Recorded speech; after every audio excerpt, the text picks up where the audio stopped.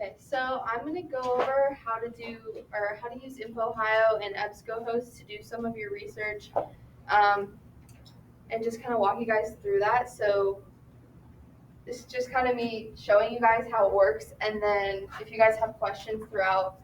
Um, so we posted the link to InfoHio, and we posted some tips. Basically, everything I'm going to show you how to do is listed on there. So when you're doing it on your own, you can remember.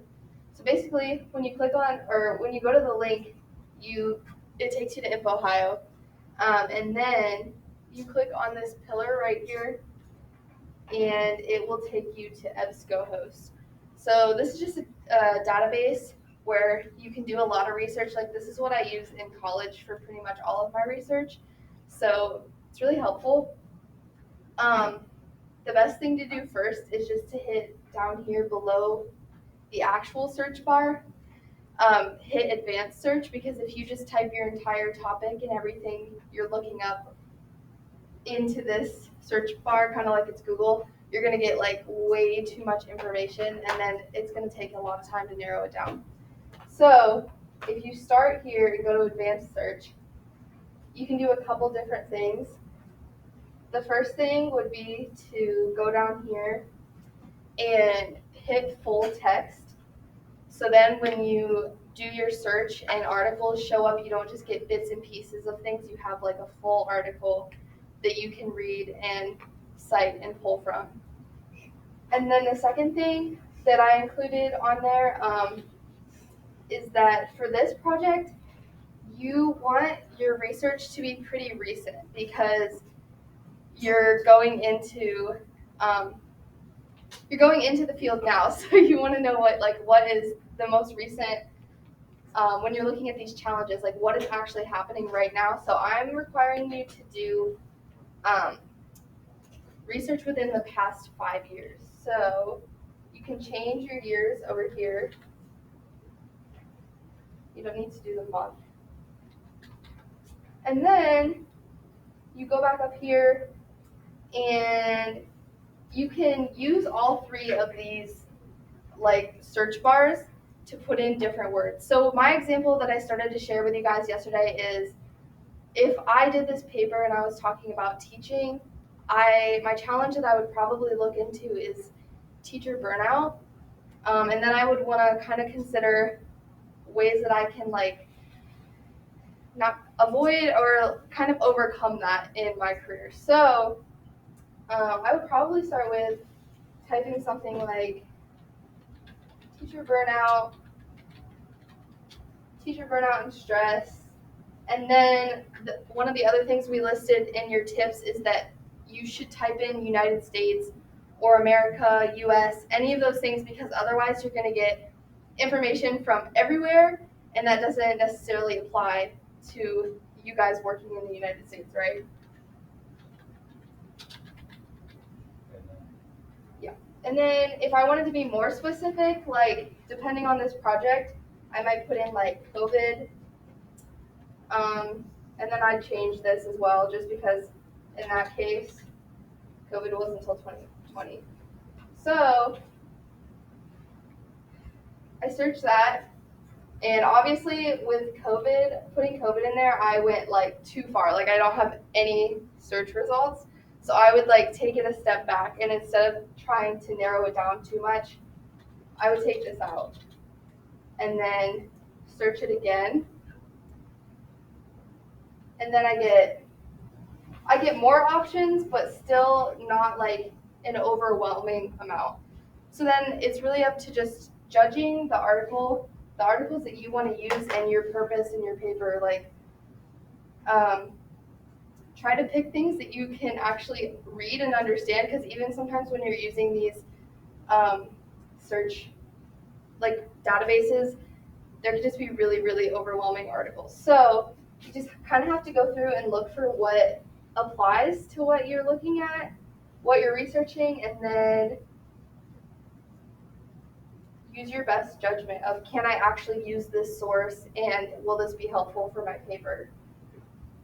So when I'm scrolling through, for me, this might be really helpful because it's talking about, it says exploring mindfulness for perceived teacher stress and classroom climate.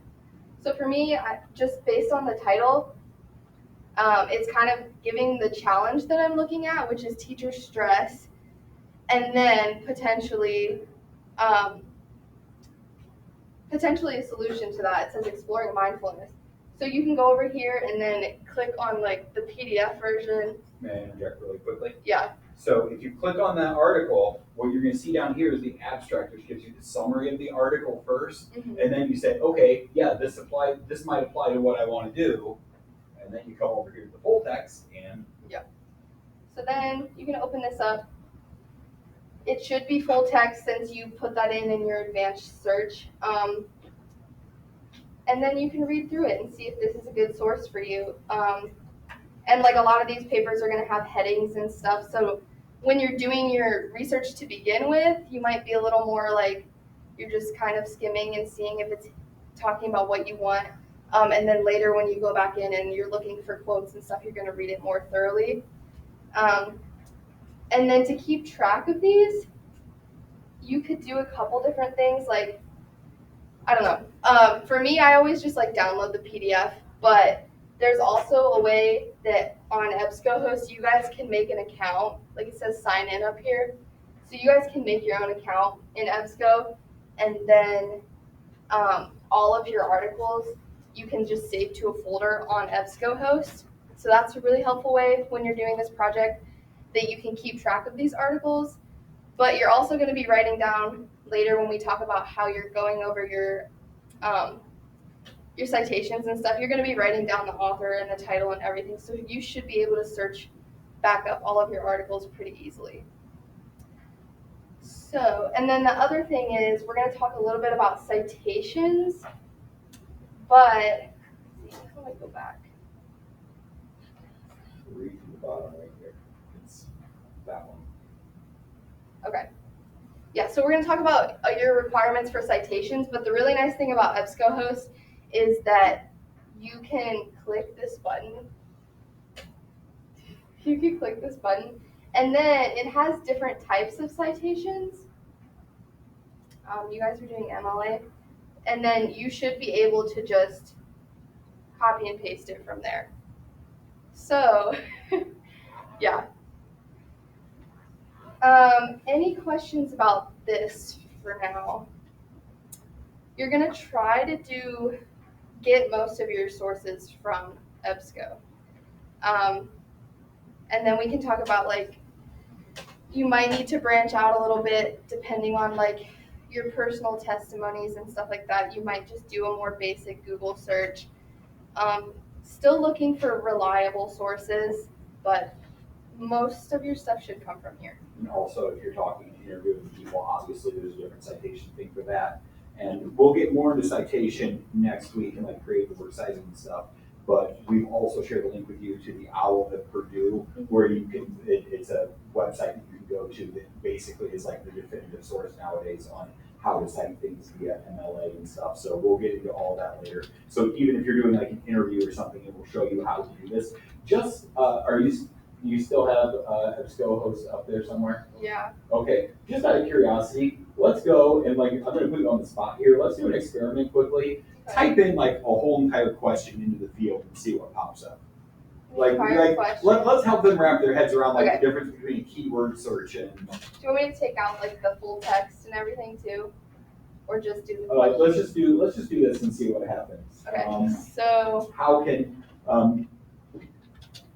can I as a teacher, or how can I keep from feeling burnt out as a teacher?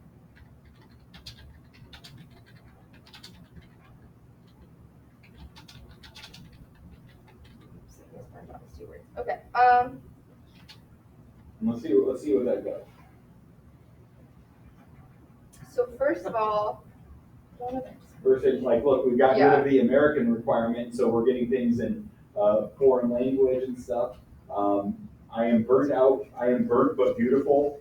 Translating Psalm 158. Like, if you take a look, like, this is why we don't do these things. Yeah. Because if you just type in the question and you don't focus on keywords, it doesn't know what the most important word is. Technology doesn't work that way, so. And just the amount of articles that comes up Burnt becomes oil like shale. ridiculous compared to before when there were like 8 things. So that's a lot more overwhelming. But yeah. Yeah. Olivia? Okay, for this assignment, what if we're going into a career that's leading towards another? Should we use both or just focus on the first? Kind of up to you, but it's gonna, if you kind of pick one thing to lean towards, it'll make your research easier probably. I wouldn't do both, but Yeah. I would pick one, but which one? That's up to you, you Yeah. know? If you want to become a teacher so that eventually someday you can become a guidance counselor or a principal, then, you know, like I would say pick one or the other, you know, that's it, so. Yeah. Any other questions? Okay, and then I'll just show you guys real quick. I also sent you the link for the Al Purdue website, but basically it should take you to the MLA page, and I use this for everything in college, like because I don't just write in MLA, I also write in other formats for college. So this is so helpful because everything can get mixed up. Like you don't have to be an expert on how to do the citations in MLA because you can always look it up.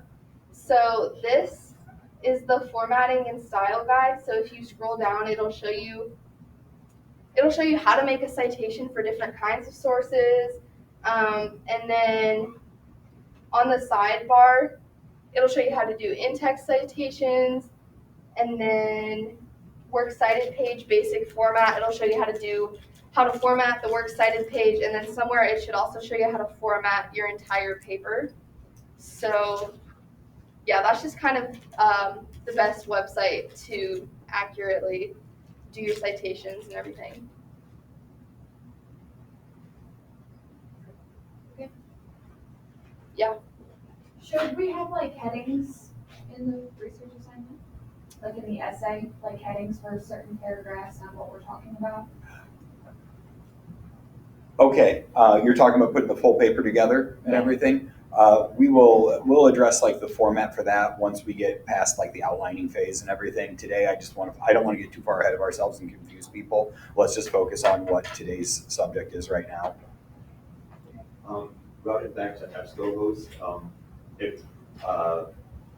Are we supposed to take all of our sources from that, or like as much as we can, or is there some kind of hard limit that we have to at least reach? I don't think there's a hard limit. Just try to use it, and just when in doubt, make sure it's relevant to your topic and that it seems reliable. But I won't set like a set number that has to come from there. I would go as far as to add on to that and just say, we're doing mastery-based assessment right here. We sit here and we work through everything. If you can't find sources and legitimately can't find sources on EBSCO host, we will know, and we will basically give you permission to like go beyond. I don't expect everything to be from there because you could be interviewing somebody. You could have like personal testimonies already lined up from an internet website or something where you get to see actual commentary from professionals, you know, and so I'm not going to take that away from you, but I would expect that everybody makes a good faith effort to use EBSCO host and to find at least half your sources from there. Okay. That's all I have.